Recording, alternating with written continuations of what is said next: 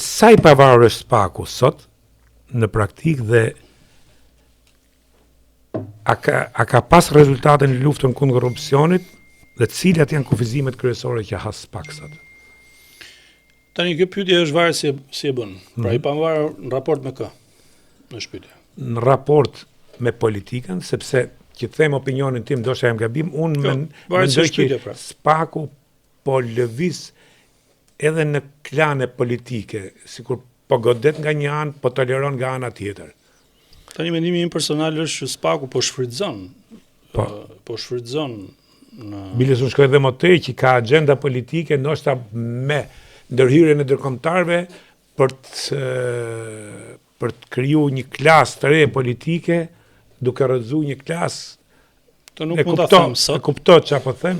Dhe mendoj unë sepse ne kemi vërtetuar gjithë jetën procese ndryshimet artificiale të kopjume që për të ardhur nga konstitucioni shpirtëror dhe kulturor jonë, gjithmonë na kanë çuar ne më keq, duke filluar që me 47-ën që thotë, edhe me 90-ën mrapa, pra ne nuk po jemi në gjendje akoma që të krijojmë një profit tonin.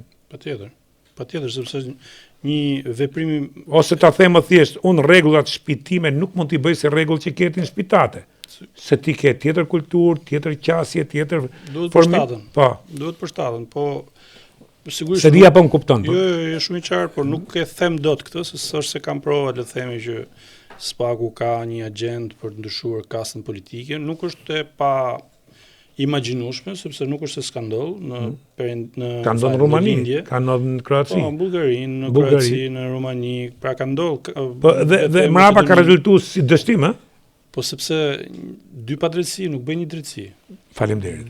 Pra dy padrejtësi bëjnë dy padrejtësi. Në këtë kuptim nuk mund të riparosh një padrejtësi me një padrejtësi të re. Me një padrejtësi të re. Sepse bëhen dy padrejtësi.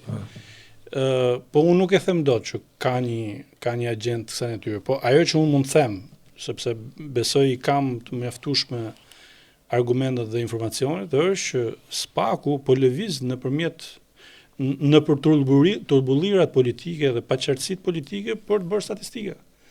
Pra, fakti që politikanët godasin njëri tjetrin, akuzojnë njëri tjetrin në ajër apo me prova, nuk ka rëndësi, apo hedhin vrerë ndaj njëri tjetrit dhe nuk bëhen bashkë për ca qëllime të caktuara shtetërore që kanë lidhje me shtetin, nuk kanë lidhje me partinë, po kanë lidhje me shtetin që do e përdorin parti tjera e udhëheqësa të tjerë, shfrytëzohet kjo dobësi e politikës, shfrytëzohet edhe nga institucione si SPAK-u, mendoj unë,